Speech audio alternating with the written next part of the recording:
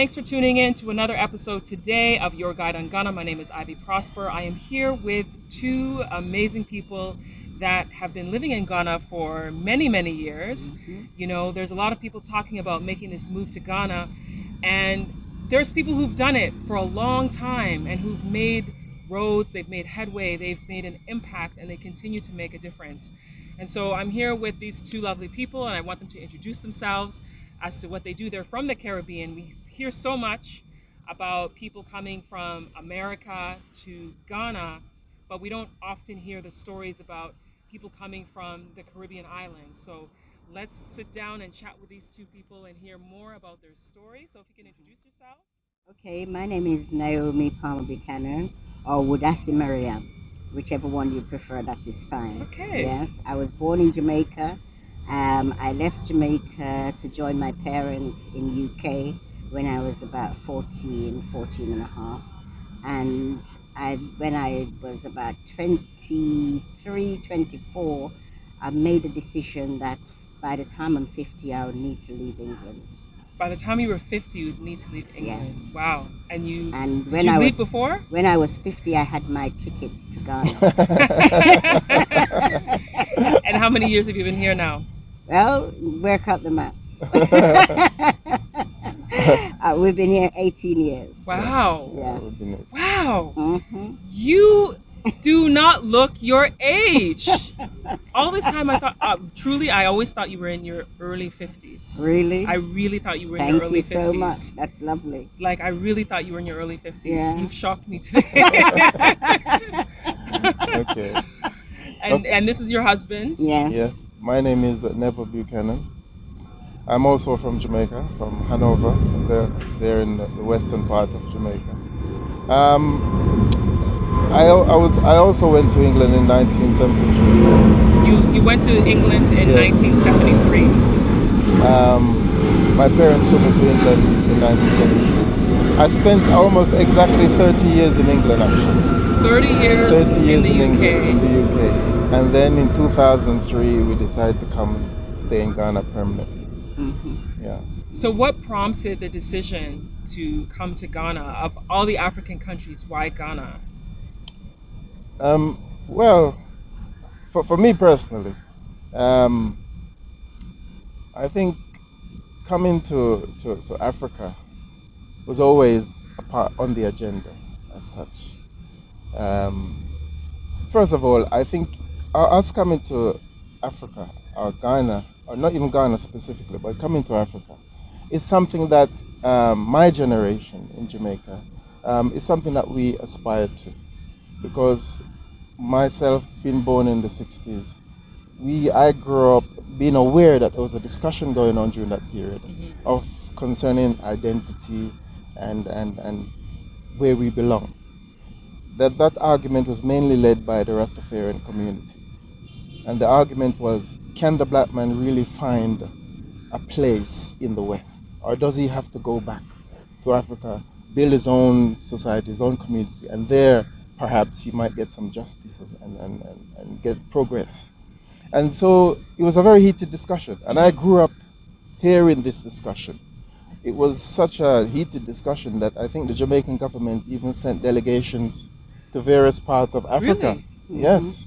There was a delegation that went to Senegal, went to Ethiopia to investigate the feasibility of Jamaicans actually settling in Africa. So I grew up in this kind of environment, and I agree, and to a certain extent, I agreed with the sentiments in that I felt that, I needed to go to Africa. So I grew up knowing that at some point I had to go to Africa. Now, as to which country I would end up in, I mean, that was decided when I met my wife, and we decided that Ghana was the place to be.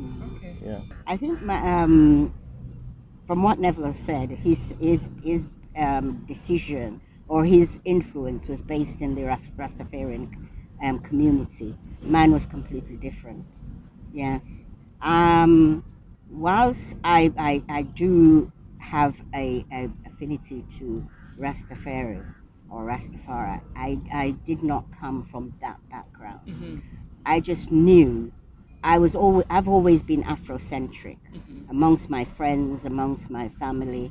My father was very Afrocentric, and I think I got that influence from him. Okay. Yes. So I knew that once I've been living in UK for over 30 years, that I knew that this was no longer, it was no longer for me. Mm-hmm. I was there for 12 years when I realized that it wasn't the place I really want to be, or say retired and settled for the rest of my life. Right. So I made that decision at about 23, 24 to leave UK. But that plan was to go back to Jamaica. Ah. So That what was made the change? right. What made the change was the cost of living in Jamaica.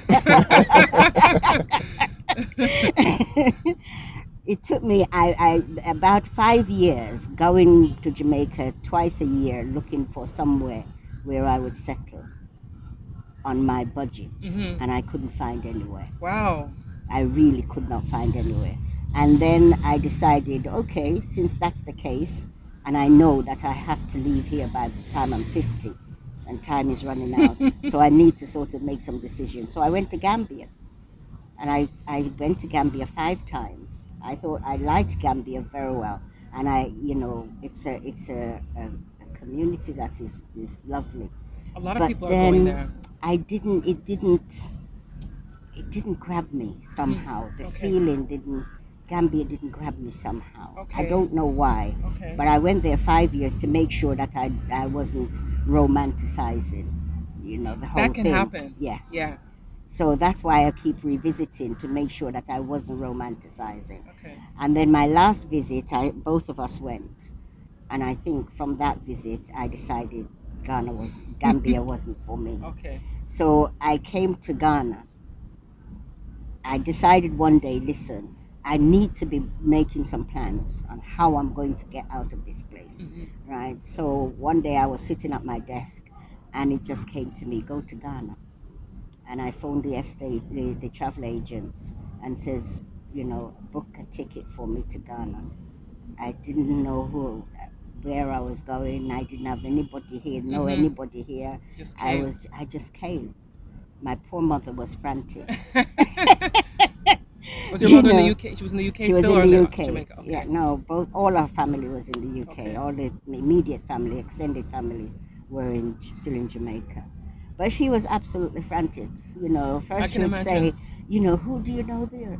I says, well, I don't know anybody, but there's always have to be a first time. Yes. You see? Yes. Yes. So, and that's how I came. Okay. And the strange thing is, I the day before I left, one of my friends in UK was getting married to a Ghanaian, and she was a Jamaican too. She's actually here now. Oh. Yeah, she's Okay. actually here now. Okay. And I went to see her before I left to tell her that I wouldn't be able to come to the wedding, but because I'm going to Ghana on the day of the wedding. Wow. And our prospective husband asked me, so who are you meeting in Ghana? I says, nobody. I'm getting to the airport and get a taxi to take me to a hotel. Yeah. That was my plan. And how long did you stay when you came? Was I that just a came, visit or that was the move? no, no, no, no, no. I came for 4 weeks. Okay. I came for 4 weeks. That was round about Christmas time. I came for 4 weeks. And then leading up to that is that my friend then said, her husband to be, says, oh, you're going to Ghana, you don't know anybody. I says, no. You don't know where you're going to stay? No. So he says, okay, don't worry, I'm going to phone my friend. And he phoned his friend straight away and says, oh, this lady is coming to Ghana. Can you meet her at the airport, find a hotel for her, and get her settled? That's And that's nice. how I came That's to. nice. That's Yes, that nice. was really, That's and nice. he's still my friend. Ajay is still my friend. That's great. That's really And his great. family. That's Yes. great. That's Yeah. great. Hmm. And so, in your time, the first little while that you were here, did you find that there a Caribbean community here at that time? Because I know now there's a little bit more, Yeah. but at Yeah. that Yeah. time, was there really Yeah. There anything? was a Jamaican or a Caribbean community here, Mhm. because when I first came, now the person who actually met me at the airport had a friend that worked for Lands Commission, Joyce, Okay. and he introduced me to Joyce. Right, so the story starts unfolding. He Okay. introduced me to Joyce, and then Joyce told me that there is a GCA, Ghana Caribbean Association, in Ghana. Yes. And she knows one of the ladies that is a member. Okay. And she took me to the lady in McCarthy Hill. Okay. And that's how I started Okay. in the GC. So that's in 1993. Right. And then I- that association started in the 60s, I believe. That's Yes, right. yes. The association, the Ghana Caribbean Association, was started in 1964. Mhm. Yes, it was started mainly by the wives of Ghanaians who had gone abroad to study. Okay. So people who had gone abroad to study in America or the UK, and obviously they met these irresistible Caribbean ladies, and relationships struck up, and the women actually came back with them to Ghana. So I think in order to support each other, form a little community, and to keep the Caribbean flavor senses alive, they formed the Ghana Caribbean Association, which is something that they would meet like once a month or so, and just to support each other and keep each other going. And that was in as I said, 1964. Yeah. I think our first president was a guy from Jamaica called, well, it was a doctor, Dr. Neville Dawes. He's the same. Yeah, you're Neville too. You're Neville too. So we have come full circle. Yes, he was our first president. And the association has developed since then. We provide a network for people of Caribbean ancestry or Caribbean linkage, Yeah. to help them to settle in Ghana. We provide that social networking where people can come and ask questions, find out information as to where you can go to get whatever service that they require. So that's the main purpose of the Ghana Caribbean Association, to help people to settle, Caribbean people to settle in Right. Ghana. And so you are the head of that now. Yes, I am the current president of the association now. And yes. so, do you find that there's a lot of people who are coming from the Caribbean and reaching out to you in the last few years? Oh, definitely, definitely. We did a little publicity material on a YouTube channel, and it's the response that we On Wodamaya's channel. Yes, the response we had during that period is just incredible. Even now, people are still calling us. There's I don't want to single anybody out, but there's one particular guy who keeps calling us, and he's offering to just come and live with our house and do anything that he can, just to Just to be in Africa. just to be in Africa. Yeah. So the desire is definitely there to come. Yeah. Sometimes I wonder if the politicians who came up with the year of return, 2019, really realized the stream that they have tapped into.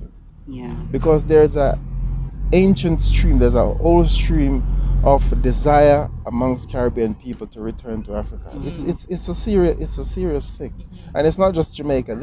The other islands as well. Yeah. Because ever since our people was taken away from this part of the world, there's always been a hardcore group of people, hardcore individuals who've been fighting Wants to to come return. home.